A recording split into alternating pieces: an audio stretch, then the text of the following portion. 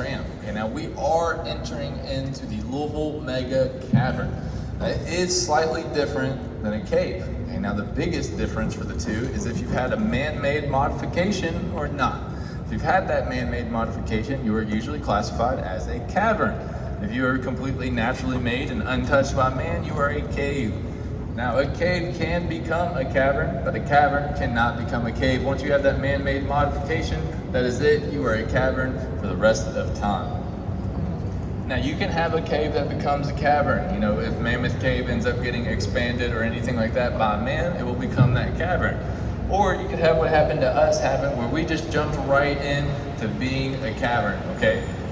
Now, being a cavern, we are going to be Now, being a cavern means that we have a couple differences from a cave. We do not have a full-blown ecosystem. That means we don't have enough water sources down here to provide or sustain life. A cave usually has some kind of ecosystem where they can survive down there without ever having to leave down there. You have birds, bats, bugs, salamanders, anything like that is all fully functioning down in that cave that we don't have down here. That's why if you notice up here by our entrances and our exits, we have really bright lights. We have a lot of fans. Those little box fans that you see scattered around aren't doing anything. They're just generating noise. They're trying to scare as many birds and bats out of here as possible, so that way they don't come down too far into the cavern, because if they go too far, they don't have that food and water source. Now, if they do decide to go too far, since they are a protected species, we have to call someone named Batman in our phone. They gotta come down here and capture the bat and take it back to the surface where it can live a long, happy, healthy life. Now, we are gonna be going into the adventure park side of things. Okay, so we're gonna get into our historical tours where it's gonna get a little darker and get a little cooler lights. Our zip lines are in our neon rush theme right now. So if you see some neon lights and some neon decorations, that is why. They're really, really bright neon theme right now. We'll talk a little bit more about the zip lines when we get there, but we're gonna make our first stop over here on our left. Now, the first stop is a video of our owner, Jim, explaining and giving you a little bit of insight and a little preview into what we're gonna be talking about. He's gonna talk about what he thought when he bought the cavern, some things he did to it, and if there's any questions that you have, absolutely ask them. If there's something that I have a really big talking point planned to talk about, I'll just answer it vaguely and say I'll go in more detail in a little bit, okay?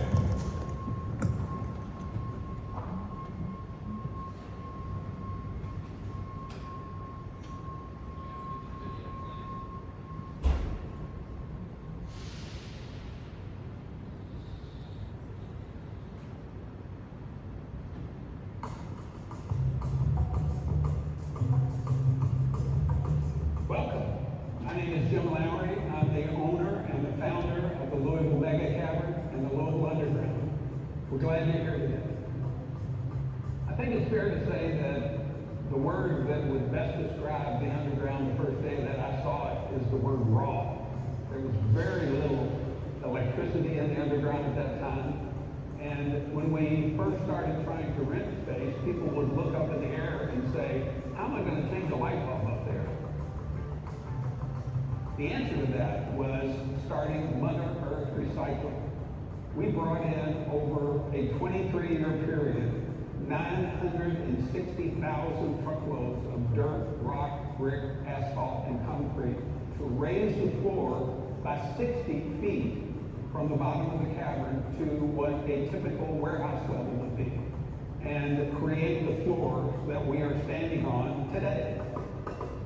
So after taking 12 years from 1987 to 1999 to get our very first building permit, we had to come up with ways to get people interested in the space. And the original idea was to have people come through the cavern on a tram tour and introduce them to the benefits that we had underground for temperature control and protection from weather, that kind of thing. And then hopefully they would move their business underground to take advantage of the things that we had to offer. After starting the tram tour in 2009, we came up with the idea of having lights under Louisville, which has since become one of the top 10 Christmas light shows in the United States.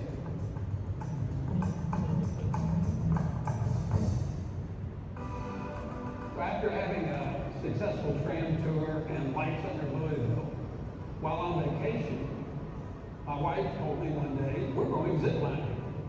I said, what's a zipline? I'd never heard of it before.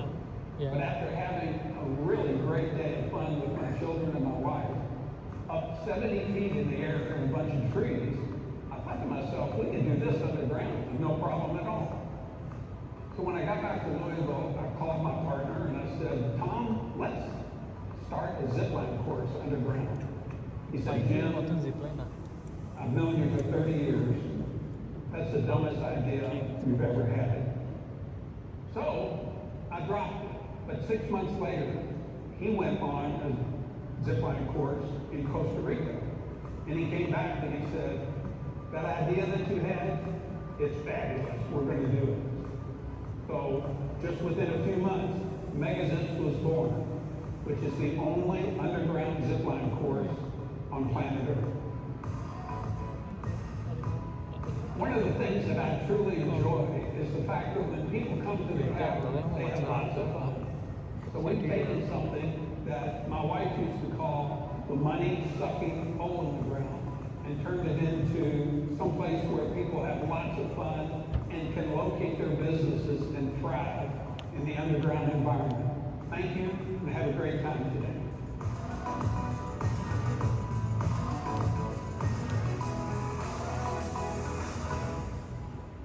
Louisville Mega Cavern. All right. Anything catch your all's attention you want me to talk a little bit more about?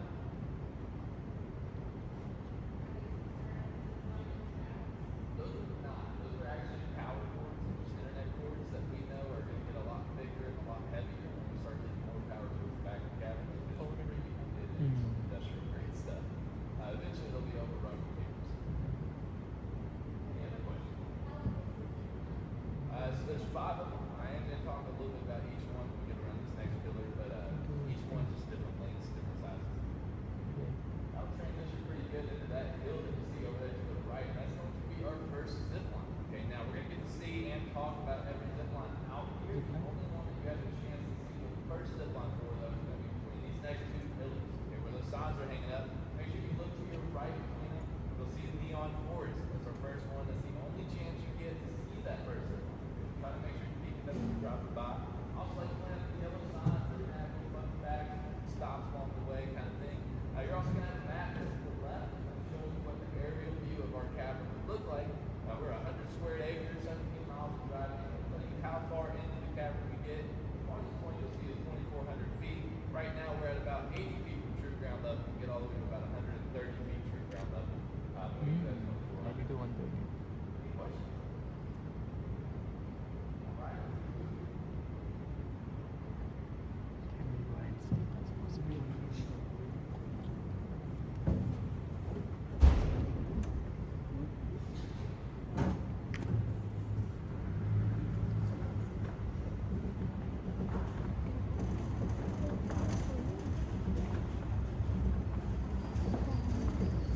Alrighty guys, so like I said, peek to the right and there's a little open space between those pillars that we're passing. But we were opened back in the 1930s because we were a limestone mine. Now the limestone mine was opened by the Kentucky State Highway Department so we could build our highways. Now there's 5 major projects here that they focused on. 2 of them were started and finished with limestone from down here, which is going to be I-265 and I-264. Now, if you are not from here, that is okay if you don't know those numbers. That is the Gene Snyder and the Watterson Expressway. Gene Snyder goes all the way around Louisville. Watterson goes right through the heart of Louisville. Both of those really big projects, those were the main focus. Now they also wanted to get I-71, I-65, and I-64 all completed with limestone from down here as well, but the project started outside of Louisville. So we didn't start and finish those projects down here, we just kind of completed them once they passed into our city limits. Now, they were very efficient and very quick with their limestone. They were able to get a lot of limestone out of here to a lot of different places, you know, overpasses and back roads. If we took all of the limestone and put it all together into one major road, we could actually get from here to Detroit and back 10 lanes wide 3 times over. I'm going to talk a little bit about why we had a little bit of a natural advantage, but we'll get to that in a second. Okay, what we're going to talk about over here is our zip lines. So zip line number 1 was called Neon Forest, where you travel through that neon forest. Zip line number 2 is Cross Canyon, coming through these bats and barrels. The reason why it's called Cross Canyon is because you're crossing an underground canyon. Okay, now you get off of the Cross Canyon, you walk down this platform, walk around that pillar up to that brown platform up there, where you go to our light tunnel. Okay, now zip line number 1 was called Neon Forest. Zip line number 2 is called Cross Canyon. Zip line number 3 with our fantastic light tunnel is obviously going to be called zip line number 3. Now, you go down into this green little lit up area. You have to walk from the green lights to the red lights where you go to over an underground suspension bridge that is a world record holder in the Guinness Book of World Records for the world's longest underground suspension bridge, standing at 187 feet long. Very proud of that bridge. You can fact check me. It's in the 2011, but no other year. Still proud of it though. Okay. You get to this red light, go down that zip line, go down 900 feet of zip line, anywhere between 35 to 45 miles an hour, and you get spit out about 8 pillars down that way. We can't actually see it from here. We're going to get to drive down there and see it in just a minute, but it's about 900 feet down there. Go up another bridge to our racing platform, which is our last zip line of the day, where you end it with a race with somebody that you came with. Okay. Now, you can bet and wager and do whatever you want with those. A lot of people do an IOU type of bet. You know, since you won the race, you get to go use it for dishes later, or you pay for dinner, or you pay for whatever later. That's what that's for. You're supposed to end it with a little bit of fun. That's our 5 zip lines, and then we have 2 bridges out there. So that's our zip line course. Now, there's 2 things that I like to point out while we're standing here, okay? Number 1 is this pillar that is directly behind me in those bats and barrels. That is only showing you about 45% of that true pillar size. So if you remember from that video, he actually said he raised the floor about 60 feet. Okay, now he did that for about 90% of the cavern. He left 10% alone, which is over here. Now he left that 10% alone intentionally because he wanted people to be able to see the true size of the cavern. Originally, he was going to let people walk down there, let people ride down there, maybe even drive down there. Then he went ziplining and said that's way cooler. So he threw the zip lines over there instead. But if we were to walk up to that ledge where that canyon is, we would drop down another 45 to 50 feet. I am going to get to show you a picture of this exact area so you can see it. I just like to describe it so you can try to go ahead and get those wheels turning now. Now, the second thing I like to point out is that green lit up area over there. Now, I know not everyone on my back trailer is probably able to see it, but that's okay. When we're pulling by, just make sure you peek to your right. The green lit up area looks like a little cubby hole up there, okay? Now, that is called an exploratory blast zone. What that means is back in the 30s when they were starting to pick directions and start mining, they picked that direction, and they kept going until they hit something that they didn't want to hit, which in that case was water. Now, it wasn't draining as bad as they thought it was, so they decided to just let it drain and go a different direction and just kind of keep on checking on it. Well, that water ended up outlasting the entire mine, and it's actually still draining to this day. If we were to get quiet enough, you could hear the water running. That's coming from something called an aquifer, which is an underground pocket of water. We do not know its true size, but we are assuming trillions and trillions of gallons of water, because like I said, it has been draining for 90 plus years straight. Now, we are assuming the trillions of gallons because we don't want to mess with it. We already have to pump out 20 to 40,000 gallons of water a day. We do not want to add more water to it by figuring out the size of it. So we're just going to let it do its thing. Whenever it drains out is when it drains out. Now, we did have that water tested, not because we were curious, but because one of our tour guides were, and they drank it. So we had to figure out what they drank. Now, that water is coming out at about 98% pure. Okay, now, limestone is an amazing natural filter. Okay, very, very good at that. Now, that 98% pure is only going to do so much for you, though, because you have 3 minerals making up that last 2%. Number 1 and number 2 are considered our trace minerals. Okay, now what that means is there's not very much of them actually in there. That's calcium and iron. What's making up majority of that last 2% is magnesium. Now, if you do not know what magnesium does for the body, it is what makes a laxative a laxative. Over-the-counter laxatives have 0.02% magnesium. That water has almost a full 2%. Now, the guy that drank that water didn't just take a swig of it, he took a full shot glass worth because he stole it from the gift shop and he brought it out here to drink it. Now, he ended up getting 2 weeks off work where he lost 35 pounds in those 2 weeks. Very much exactly how you're thinking about it. So please don't drink that water. It's not worth it. It is a true story. He did come back and quit 3 days later for unrelated reasons. And then Austin is the guy who bet him $20 to drink the water. He does still work here, and he does offer $40 a drink now. So he said he's accounting for inflation or something. I'm not sure. But he does tell you the story first, so you at least know what you're getting into. Is there any questions about this little area before we take off? All right, we'll keep on moving. Now, like I said, that is a true story, so please do not drink the water. But if you have something that you need to lose 35 pounds for, I do have unmarked water bottles in the truck called the Mega Diet Plan. You just don't mention it to the management. We'll get you sorted, okay?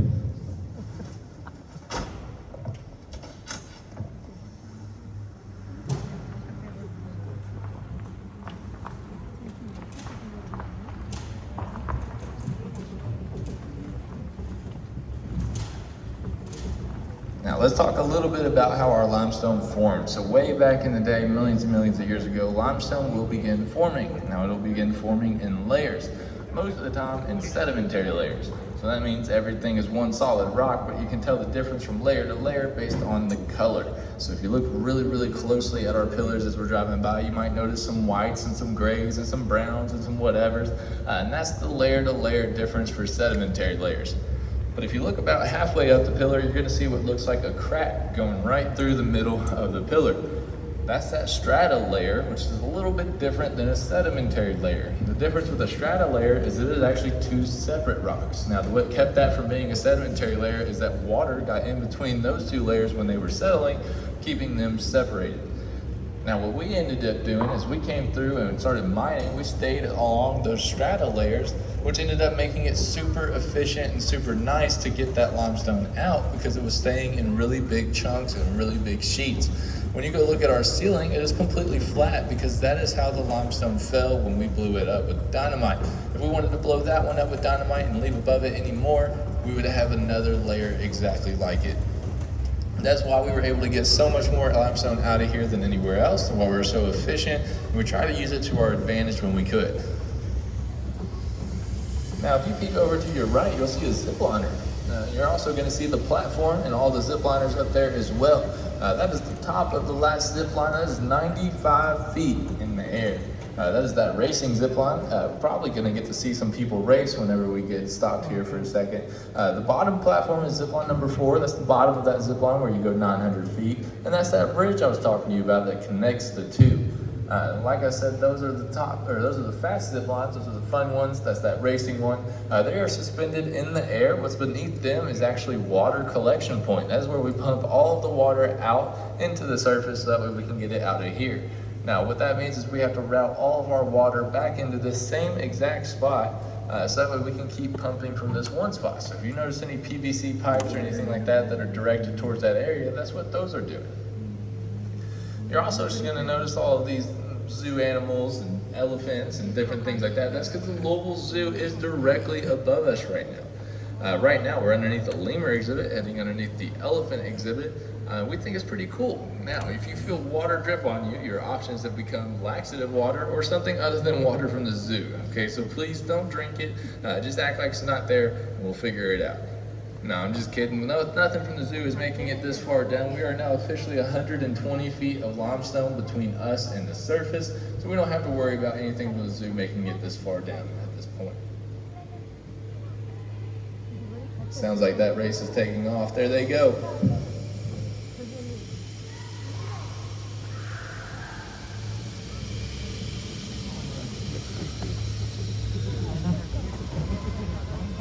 Now we'll be going up to our next spot, which is going to be our bunker number 502. Okay, bunker number 502 is going to take place in the Cuban Missile Crisis back in the 1960s, okay? Now, back then we were 90 squared acres, probably about, 90, 95% complete at that time. And what ended up happening is we ended up having military officials from Fort Knox come down here and say, hey, you all look like you could be a bunker. We're going to start running our tests and our experiments. You all stop mining for a couple months and let us do that. So we agreed, we obliged, we let them do their thing. And they ended up settling on 78,400 people surviving down here for 3 to 5 years, okay? Now, that's a pretty long time. That's a pretty big cavern. It's a pretty big bunker, okay? 78,000 people, anyone deemed necessary or important were the ones that were going to come down here and survive down here, okay? Now, those are going to be anybody that's in your STEM field, your doctors, your nurses, your engineers, architects, or anything like that. That's at least going to make up 80% of that list. Last 20% is going to be made up of anyone responsible or important to keep this place running. So think more military focused. They're going to be responsible for sealing the doors, checking the air quality, feeding everybody, making sure they stay safe down here, and keeping this place running, okay? Now, there's 2 major issues that they were going to run into down here. Now, one of them was not going to be food. Okay, they were going to survive on canned goods, Spam cans, ration crackers, MREs, anything like that. They had a specific guest list, so they knew exactly how much food to bring down. Every adult male was going to get 1,300 calories, every adult female was going to get 1,000, and every kid was going to get 750 calories, and that is your per day ration. If you don't know your calorie intake, that's okay. I tracked mine for a little bit. I eat about 2,500 calories a day. So that means that you all, or if you all eat anything like me, you're going to have to cut that in half to be able to survive down here on that day to day, okay? Now, like I said, that was not going to be the issue. What two issues they were going to run into was going to be their vitamin D and their oxygen. Okay, vitamin D being one of the more prominent ones, but it's going to take a little longer to do any effects. Vitamin D is very important for your immune system and your mental health. Now, immune systems are very important in situations like this because you have 78,000 strangers living down here for 3 to 5 years from all across the state. You don't know what they're bringing down with them. You don't know where they came from. A common cold to them could do a lot more damage to you. So you need a good immune system to fight that kind of stuff off. Without vitamin D, your immune system just kind of keeps weakening and weakening and weakening until basically it's just non-existent. Same thing's going to happen with your mental health. It's very important that you have vitamin D to keep well-regulated emotions and clear, concise decision-making with that vitamin D. So without it, eventually you're going to just start acting erratic, irrational, maybe even violent, because you're living down here with 78,000 strangers in the dark in a very high-stress environment for a very long time. Both of those are very bad combinations that they didn't really have a plan for, at least not submitted in their final plan.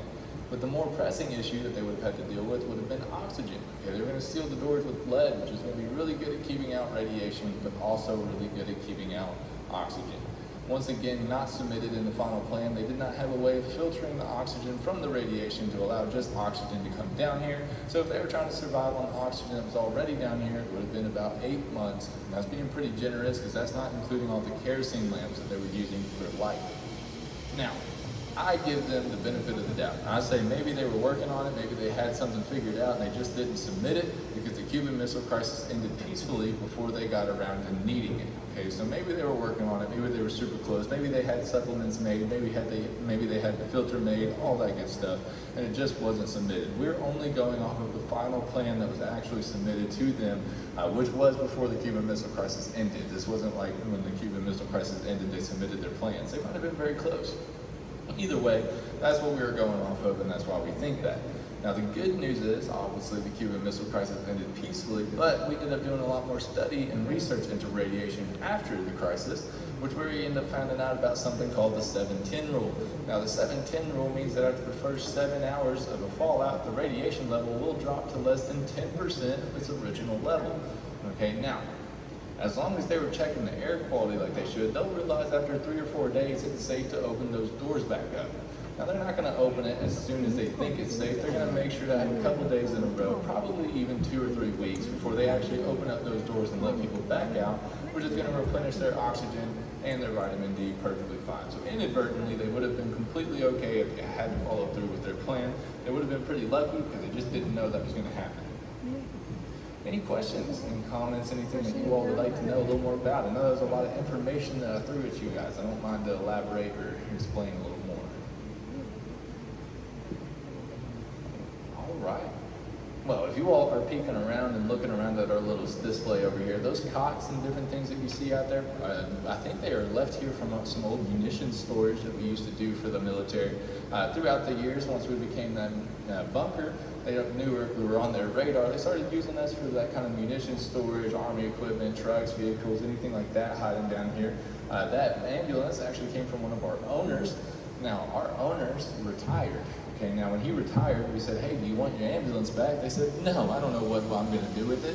So they decided to leave it. Now, what's unfortunate is he did not leave us with any information on what that ambulance is. So if you are a history buff or know a history buff, I would love for you to take a picture and leave a review on what that could possibly be. My favorite guess of all time is someone guessed the Revolutionary War. That one was my favorite guess. Now, it's obviously not from the Revolutionary War, but a lot of people like to think the Vietnam, maybe even the Korean War. I don't know exactly. There's no emblems on it. There's no car brands on it. There's nothing of any kind of significance on it other than some bullet wounds. There is a couple bullet holes in there, so we do know that it wasn't from the Cuban Missile Crisis. Now, you're also going to see this projector over here to my left, to your right. That's going to be showing you Duck and Cover. Duck and Cover is a cartoon that they were using back in the day to relay to kids on how to react to a fallout.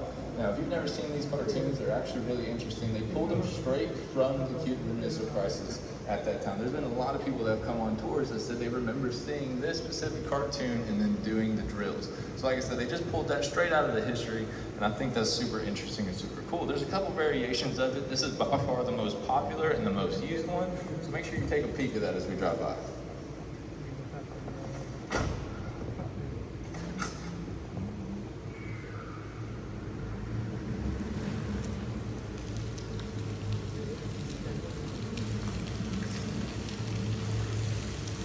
All right, let's talk a little bit about small explosions. So from back in the 30s, we had two different ways of mining with dynamite that we like to focus on, and that's going to be the room and pillar method and floor shot.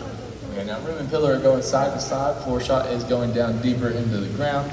Room and pillar is what we use for about 90 to 95% of the cavern. The reason why we used it for so much is because it's super safe, simple, and effective. Room and pillar is doing exactly what it sounds like. You're gonna pack your dynamite into the wall, you're gonna blow it up. The space that you leave between the two is called the room. You go all the way around and you create a pillar. So you're not really going left to right, you're going in circles around a pillar, around a pillar, around a pillar. Now, the only thing slowing you down with room and pillar is how quick can you get dynamite set and how quick can you get the old limestone out. So they like to focus on this method the most. Floor shot was going to be how we created the depth of how deep we wanted to go into the cavern. So as we do floor shot, it takes about 2 to 4 weeks between every single blast because it's a lot more dangerous. You got to worry about what's underneath you. You don't want to hit your one supporting pillar and knock out your entire floor. Now, if you do that, you have to figure out if your floor is stable enough to even walk on. Luckily, they didn't actually end up hitting anything like that. It is solid limestone beneath us, but they didn't know. So they had to constantly check their floor after every single floor shot blast, which took time. I don't know how they did it. I don't know if they rolled boulders down here or machines or what, but they had to make sure that their floor was still there. Now, the second thing they had to make sure of was that there is no natural gases. Natural gases are invisible to humans. They're completely scentless, completely tasteless. You would just get tired, go to sleep, and not get back up. So they used something called the canary method to see if that natural gas was present. And then if that natural gas was present, they had to wait a while, and if it was not present, they were able to come down. But in the best case scenario, it can take anywhere between 2 to 3 weeks, even 4 to 5 weeks before you can even get down here and start doing your next blast or prepping for your next blast. So they try to stick to that room and pillar method because of the efficiency and the quickness that you can do that. Any questions about the mining? Awesome. Well, I'll play a little video for you guys. A quick rundown video of how that room and pillar method would have worked. Definitely a little bit more sped up. We're not going to wait the full hour or 2 hours. It would actually be for the dust to settle. We're going to see it pretty quickly, but you're going to see a logo pop up. I don't care about the logo. Right after the logo, you're going to see a picture. That picture is of our parking lot back when we were sorting and crushing that limestone, when we were sending it off to be crushed and made into our highways.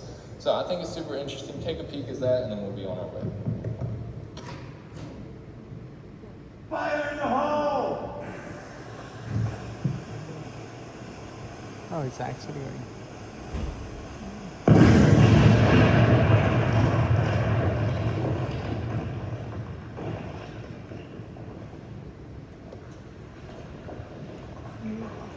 So as soon as that dust settles, you can see they come straight down and start doing their thing. I imagine probably in 2 different teams where they have someone setting the dynamite and the other person scooping limestone, and they go on from there. Like I said, if you go quick enough, you can get multiple blasts in a week, maybe even in a day if you really, really wanted to.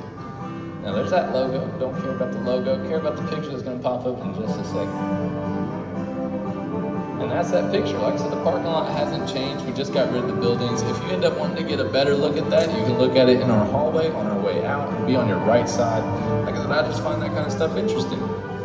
Now we're going to ignore the rest of it. That's just all an ad for the place that you're already at. So we're just going to skip on through that part. Now all production mining did end back in the 70s when they changed the zoning laws. But we do have something down here called control mining that we do.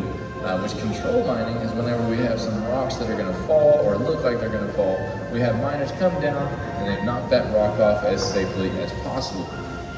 Now, their main job is making sure that our pillars don't lose any structural integrity once they knock those rocks off. So if they deem that it did lose some integrity, then they're going to go through and they're going to put brackets or roof bolts or something like that in replacement of that rock to keep it as sturdy as possible. If it didn't lose any kind of structural integrity, then they'll just leave the open space. If you look at where our little color light is, changing from green to yellow, that is going to be a little spot where they knocked some rock off recently. You can see just a chunk of it is gone, didn't lose any kind of structural integrity, so they didn't have to put any brackets or roof bolts or anything like that there. Now let's talk about two major industries in Kentucky. It's going to be horses and it's going to be bourbon, both of them relying on limestone. Okay, so if you know anything about Kentucky, you know that we are known as the bluegrass state. Now the wise tale is that if you look at our grass at just the right time of year and just the right conditions, we're going to look a little bit more blue than other grasses. The reason for that is our nutrient density of our grass. Okay, so the way it works is that you're going to have limestone, then you're going to have calcium. They go hand in hand. So when you look at our ceiling, you're going to see calcium deposits all over the ceiling. All those white specks and white dots are all calcium. Calcium is what's actually feeding our grass and where it's getting its nutrients from. Calcium pops up in limestone at roughly 3 to 5 times more greater of a rate than other stones. It means our grass is getting 3 to 5 times more nutrients than any other grass. Now, that's really, really big when you start feeding it to horses, and they're getting 3 to 5 times more nutrients than any other horses. So our horses come out bigger, faster, stronger. Their bones are denser, so they're not getting hurt as often. Sometimes their hearts are a little bigger, allowing them to pump more blood and oxygen when they run, allowing them to run harder for longer periods of time. Okay, all this goes into the fact that our horses are bigger, faster, and better than everybody else's. As soon as we figure that out, we end up going out and opening up a bunch of horse tracks, and we start racing them. We race them for money. 3 of them is going to be the Preakness, the Belmont, and Churchill Downs, which obviously hosts the Kentucky Derby. Okay, now if you win all 3 of those horse races, you are a coveted Triple Crown winner. Any horse in the world is allowed to enter these horse races. Out of those 13 Triple Crown winners of our history, we've had 10 of them born and raised here in Kentucky on that bluegrass, okay? Like I said, that's all just to prove that our grass is very different and does make a big difference in our horses and their ability to perform and their size. Heck yeah. Now, the next thing we'll talk about is bourbon. Okay, bourbon relies on limestone a little differently. When you're in the process of making bourbon, there's only 3 things that are required. It's got to be at least 51% corn, it's got to be at least 2 years in a new charred oak barrel, and then it's got to be made in the U.S. 2 things that I did not list. It does not have to be made in Kentucky, and it does not have to use limestone. Okay? Now, what ended up happening with the Kentucky myth is some old guy in Kentucky probably said it's not real bourbon unless it's from Kentucky. Now, the reason people believed it is because we make up 95% of the world's bourbon market. Okay, we make majority of the world's bourbon. If you look up Bardstown, it is labeled the bourbon capital of the world. Okay, we are very, very big in the bourbon industry because of our limestone.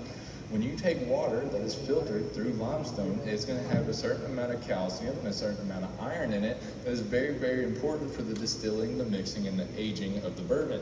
When you actually go take water with that calcium and iron in it, bourbon ends up tasting a lot more flavorful because that calcium and iron is holding the flavor and color that you know as bourbon. If you pick up a cherry or an oak or a caramel or any kind of note on a bourbon and you feel like you can actually taste the difference from note to note, it's because of that calcium and that iron. Without it, you get just kind of some weird blend or mix of all of it instead of being able to tell the difference of the notes. That's why it became so popular and why people started using our water the most. Could you make this somewhere else? Yes, there's other places in the country that have limestone.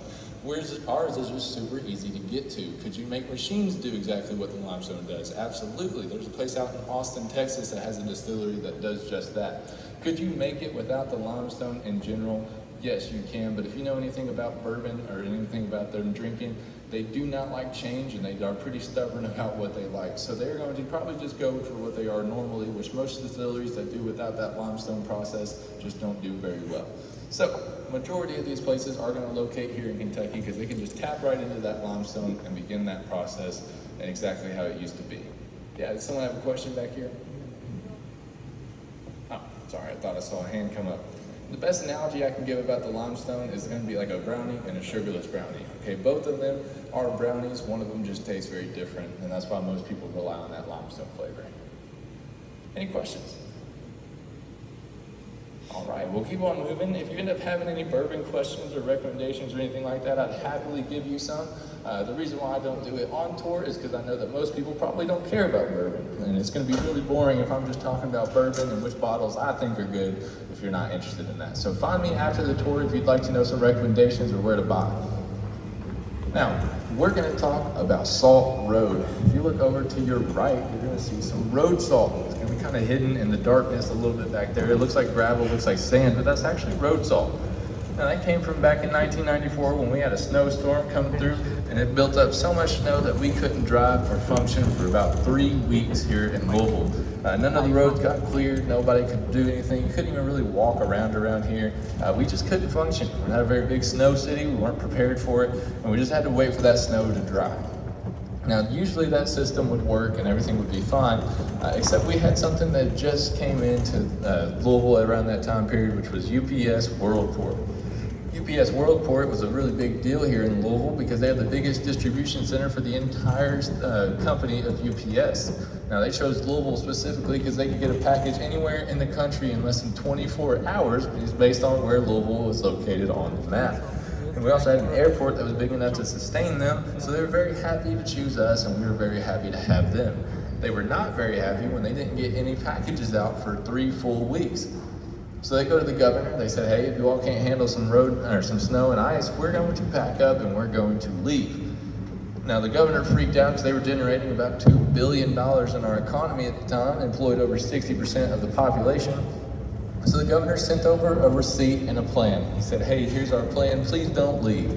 Now the receipt had $30 million worth of road salt on it, which was about 5 million tons. And if we wanted to recreate that purchase today, it'd be about $80 million worth of road salt. UPS looked at it and said, man, if you're gonna spend this much money, you must be serious. So we will stick around and we will see how your plan goes. Now it ended up working out really well. They are still here and still very happy and healthy relationship with them. But that brought a whole new problem of where am I going to store this road salt? So the road salt ended up getting stored down here in return for some building permits. Okay, so now the building permits were to be the largest building in Kentucky. Jim, our owner at the time, went up to the governor and said, we will store your road salt for free in a climate-controlled environment, 100 square acres, no thieves, no weather, no nothing. If you just make us the largest building in Kentucky, which the governor happily obliged. So we are now that building and we store that road salt. So we ended up getting labeled as the entire state of Kentucky's emergency road salt supply, meaning if you end up having to go into a county that ended up running out of road salt because of snow, they come up here, get some from us, and they take it back. If they end up with extra, they bring it back up here and they store it, and we store it for them so they can come back and get it. In the last 30 years, we've had 2 record-breaking snow and ice storms. We've used 6 of our 27 bays of road salt. We have been extreme overreaction and overbuy. That's how much we have bought for it, but we will still store that as happily and as long as we need to. And we've not bought road salt any year in those 30 years, so we're just gonna keep holding on until it runs out. Now, some company history from the 30s to the 70s, we were a limestone mine.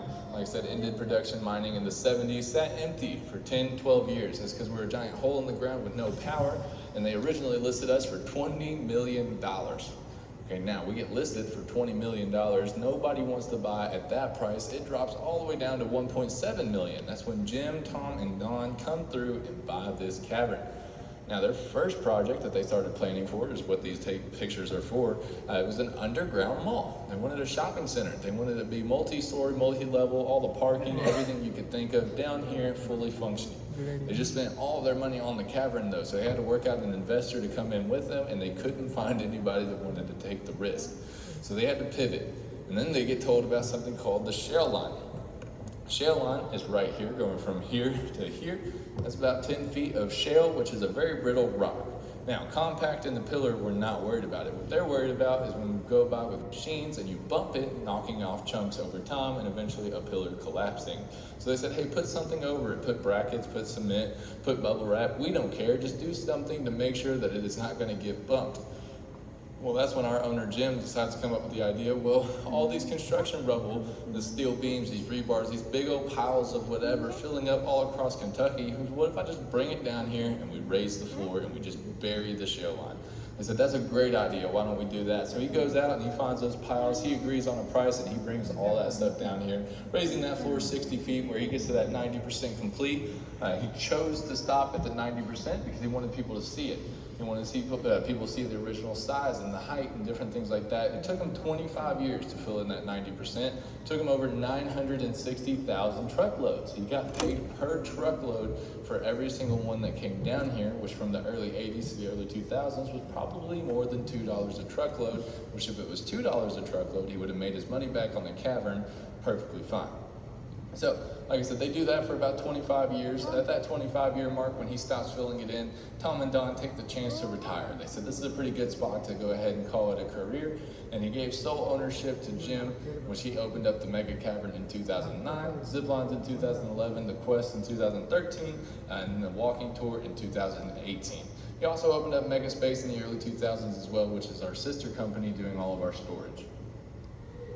Any questions about company history?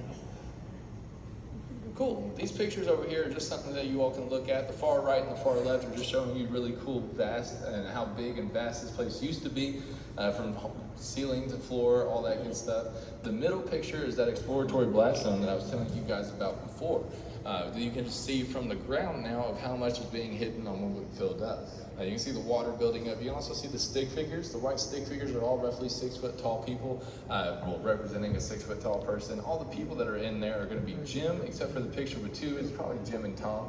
And that's Jim's car in there with him. Now, since Jim is the sole owner of the Cavern, he does get to come down here whenever he wants. He gets to hijack tours and tell us fun stories. That's where we found out about that car. Now, that car actually broke down shortly after these pictures were taken. Okay, and it was Jim's car. And Jim had this really irrational fear that a tow truck was either going to get stuck or break down with it. So he just decided to do the second logical thing, and he took the radio and left the car and bought himself a new one when he got to the surface. Other car gets buried down here with all the other construction rubble that got brought down. He said he used to know exactly where it was, but it kind of lost track over the years. So if you're in desperate need for a car, there's some shovels behind that black tarp. I'll go grab them for you, and I'll check on you periodically throughout the summer while you keep digging and looking for that, okay? Is there any questions about anything we've talked about so far? Alrighty guys, we'll keep on moving. Y'all are a pretty quiet group. So if you all are keeping any questions or anything's not getting answered, you all feel free to find me after the tour. That was our last stop. I am going to keep yapping as we walk or drive back. But if you have any questions that didn't get answered, feel free to find me. I'll answer anything you want to know, okay? Now, a little bit about Mega Space. We have 71 warehouses down here that are all being rented or leased or utilized some way, some form. Now, these companies come down here and they use our storage because we are 58 to 62 degrees all year round, no matter what. We are obviously weather controlled. You don't have to worry about that. Fires are not a very big problem down here. You don't have to worry about thieves or break-ins because you have a lot of other security to get to before you get to your warehouse. Now, we do have a little bit of a humidity problem. We get to about 90% humidity in the summer, but we can spend a little bit more money on our humidity control because we don't have to spend anything on heating and cooling. So we're very ideal for storage because we're a very controlled environment. Now, the companies that utilize our places are mostly bourbon companies, paper companies, and some flower companies that deliver their florists that are down here that deliver their flowers out of here. So all of those are options, and there's plenty of other companies that I probably don't even know are down here that just utilize our places just like a warehouse would up top. It could be shipping and receiving. They could do anything they want to do out here. It's perfectly fine. Now, I do like to leave you with some fun facts. If you are looking at our pillars as we're driving out of here, you're going to start noticing they all have numbers. And that's for a very specific reason. One of the reasons was because they were going to number our oldest pillar to our newest pillar. Now, they ended up working out in the same way of our oldest pillar being directly next to the exit. And as you get farther away from the exit, you get farther away in number. So if you count your way down, all the way down to number 1, you find your exit. If you go count your way up to 223, you are officially the farthest point from the exit. That means if you were to get lost, you now know your way out of the cavern. If you got lost and you looked at a pillar and the first pillar that you find is 223, you should freak out a little bit because that means you passed over 222 other pillars before you decided to look at where you were. Now, a lot of people like to ask about the fact that we're right next to the exit and pillar number 58 is our next pillar. That's because that exit came in a little later. When they first started mining, they had their one entrance and their one exit, and that's what started this whole system. It also kept it really simple when we started building our warehouses that we just numbered the warehouse with whatever pillar was nearby. That's so that way we could keep it super organized and super easy to figure out where they were and different things like that. Now, something that I did not mention, if you look to your left, you'll see a boat. We also do boat and RV storage for people. They just come down here, grab their boat, go to the lake, and do what they gotta do. Like I said, just super ideal storage for virtually anything that you can think of down here. And like I said, that does conclude our tour. I enjoyed going out with you guys. We're a little bit of a quiet crew, so like I said, if you feel free to ask any questions that you might have been holding on to that you didn't want to ask in front of everybody, that's fine. But if you're ready to go or anything like that, we are parked right next to the hallway. Feel free to use that, go straight out to that parking lot. If you want to go back to the visitor center, use the restroom, go get the gift shop, anything like that, you're more than welcome to do that as well. All I ask is that y'all stay seated so I can get those step stools out to you so you don't roll an ankle. But I just hope you learned something, had a little fun, and I hope you have a great rest of your day. Thank you all for coming out.